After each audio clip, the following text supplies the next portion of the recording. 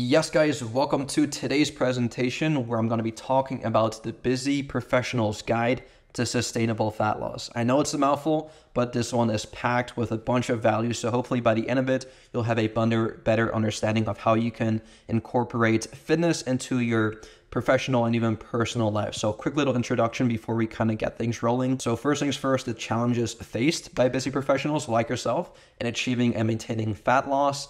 The second thing here, it's all well and good, like pointing out what the challenges are. But on top of that, I'll actually be giving you guys some actionable strategies that you can start incorporating right away. On top of that, the importance of sustainable approaches over quick fixes or extreme diets. This one is super huge, and I see a lot of people make these mistakes. And then lastly here, guys, is some tips for setting realistic goals and tracking your progress.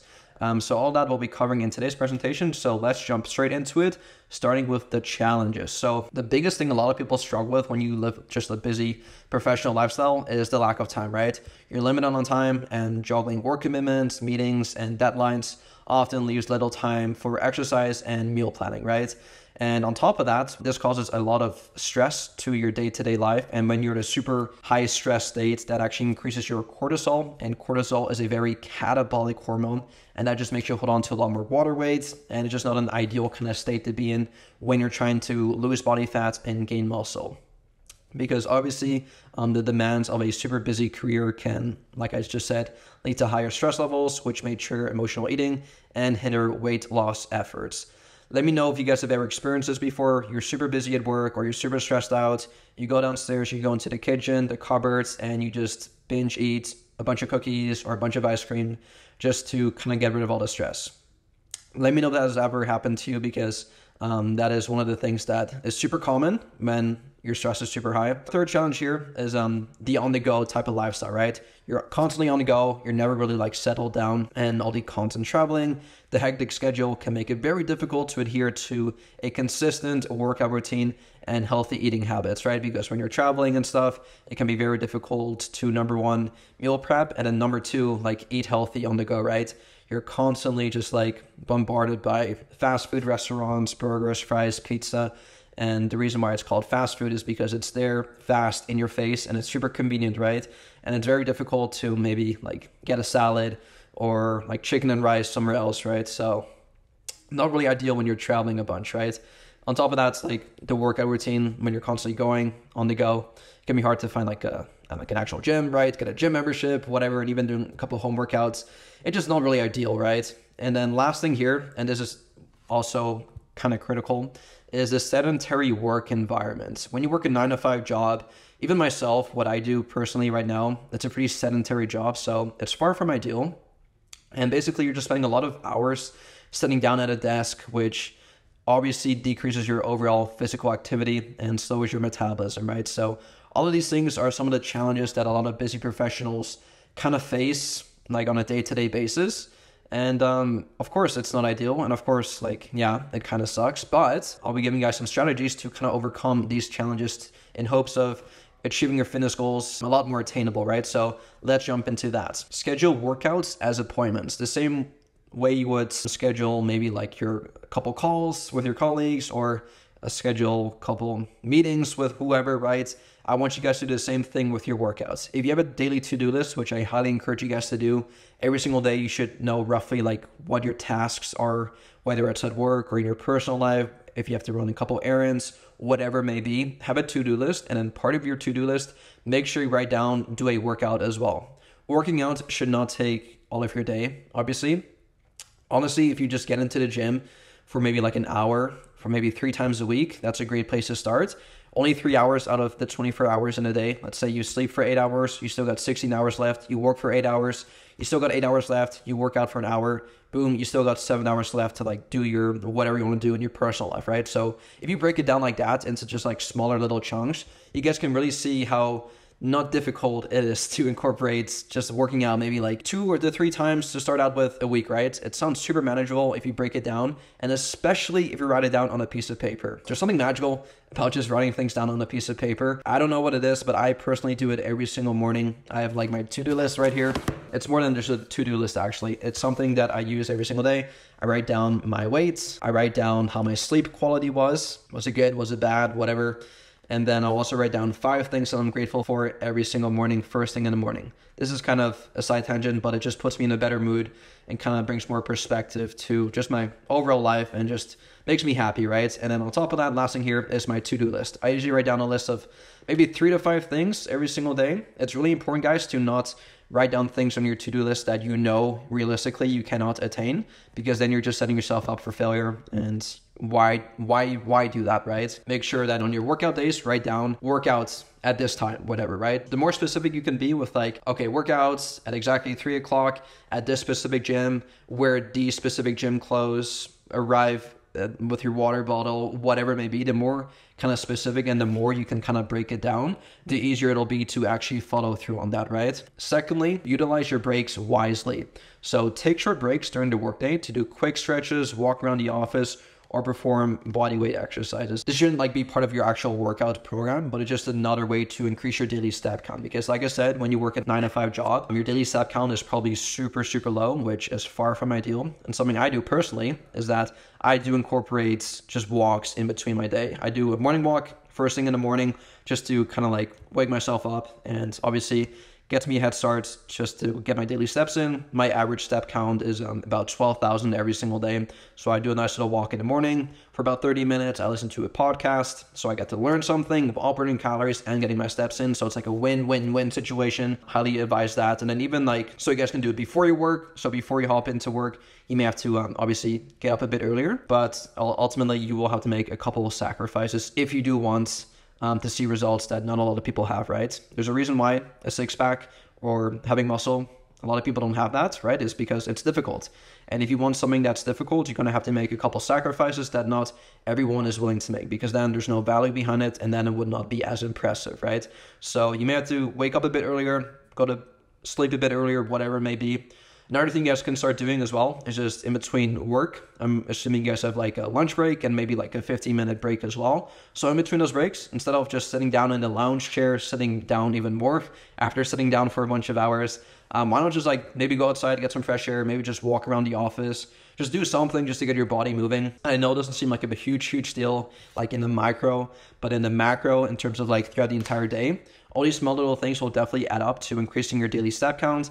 And without you even realizing it, you may even add up to getting like 2 to 3, 4, even 5,000 calories just by walking around aimlessly, like throughout your office, right? So it's achievable, it's doable as long as you utilize those breaks wisely. And last thing here is early morning or evening workouts. Find a time that aligns with your energy levels, whether it's before work or after. Ultimately, guys, the consistency here is key. Like I mentioned before, make sure you write it down in your to-do list. Like I said, the more specific you can be, the better. So whether it's first thing in the morning, get your workout done and dusted and out of the way, just so you can focus on your work after your workouts, or if you're more of like a nighttime person, or if it just fits better into your schedule, then schedule that workout in after work. Ultimately, it doesn't matter when you work out, as long as you just get the work done.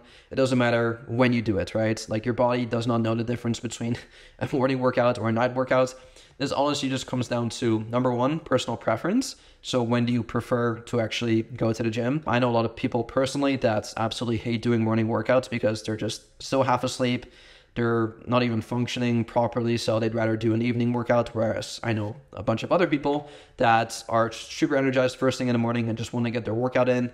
First thing, they're super energized, they just want to get it done. And then towards the evening time, they just want to wind down and not have to like worry about working out, right? So there's definitely pros and cons to each, but at the end of the day, find what works best into your schedule. If your work schedule is not aligned with your workout schedule, then you're going to have to reconsider and reschedule that, right? Consistency here is key. As long as you get it done, that's all that really matters. Now, this is really important, guys, so pay attention. Grab a piece of paper and write this down. Quick fixes and extreme diets lead to temporary results and are very difficult to maintain. I want you guys to, next time you go to a grocery store, you'll probably see it in the aisle before you kind of like purchase all your stuff. You'll see like an entire aisle of magazines. I see these all the time, like Sally lost 20 pounds in just 2 weeks, or Jonathan lost 50 pounds in 6 weeks, whatever it may be, right? And it's super cool. Like it's a great thumbnail. It's kind of like gets people's attention. Like it's super eye grabbing, right? However, what they kind of like leave out, and obviously this is smart from their ends, from a marketing perspective.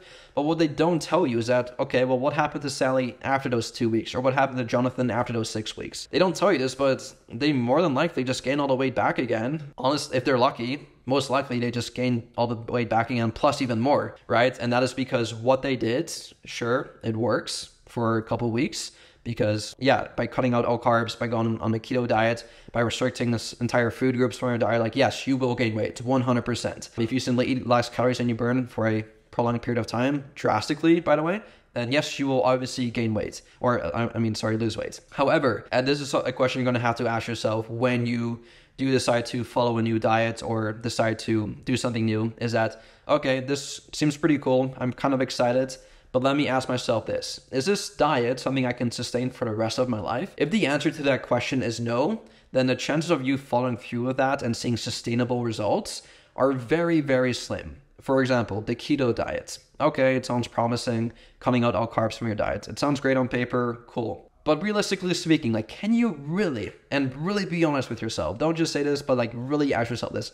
Could you see yourself never eating carbs again for the rest of your life? Unless you're some kind of sociopath or psychopath, the answer is hopefully no, because I love eating bread. I love eating pancakes, waffles. I love eating even like whatever, donuts. I love eating food, and most good food involves carbs. And so I always preach, instead of doing those quick fixes, those extreme diets, which lead to temporary results, find a more sustainable approach instead. So focus on balanced nutrition, prioritize a balanced diet that includes a variety of nutrient-dense foods like fruits, vegetables, lean proteins, whole grains, and healthy fats. Did you guys notice that I did not leave any food groups out there? I mentioned fruits, vegetables, protein, carbs, and fats. I did not leave the fats out. I did not leave the carbs out. I did not leave the proteins out. I kept all of them in because that is the best way to not only get the results you're looking for, but also to sustain the results, which is ultimately the entire goal. Write this down right now. The entire point of fitness, the entire point of being healthy is not just to get healthy and then fall off. The entire point of being healthy is to stay healthy. Same thing with a relationship. It's not to like win at relationships. Like you do not win in a relationship. The entire point of it is to continue on with the relationship, to keep it going. It's a never-ending game. So is your health. You don't win at health.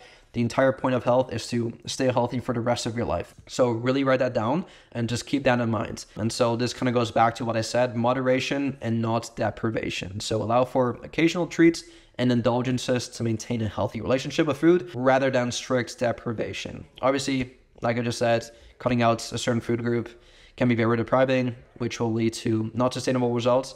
And the reason why people not only gain all the weight back, but gain even more than what they used to be is because once you restrict yourself from a certain food, let's say it's all fats or let's say it's donuts, the first thing your body, maybe not immediately, but over time, what it'll start to do is it'll start craving that specific food. Like, let me ask you this. Let's say for the rest of your life, you can never have pizza again. Okay, more than likely, you're probably going to start craving pizza sooner rather than later, right? And so if you just tell yourself that, it's like you're just setting yourself up for failure. So don't do that and just allow for moderation instead. Boom, problem solved. This is really important, guys. Lifestyle changes. Aim for gradual, sustainable changes in eating habits and exercise routines that can be maintained over the long term. So it's really important, guys, to not just go from one extreme, from eating super unhealthy, to the other extreme of working out 7 days a week, eating chicken, broccoli, rice 6 times a day, sleeping a bunch, whatever, right? Aim to make gradual, slow, and steady changes to your lifestyle. That's the most easiest and the most sustainable and the most guaranteed way to see long-term and sustainable results. Who here wants to have a six-pack? I'm assuming all you guys, right? But who here wants to have a six-pack for the rest of their life? I'm assuming a lot of you guys want that as well, right? So in order to keep that six-pack is to make lifestyle changes so you can actually sustain that for the long term. And the last thing here is mindful eating. I encourage all you guys to just be mindful when eating, or just to have a healthy relationship with food and prevent overindulgences, right? So obviously it happens, like we're all human beings. We all make mistakes. We all cheat on our diets. We all maybe binge every now and then, and that's a totally normal thing, right?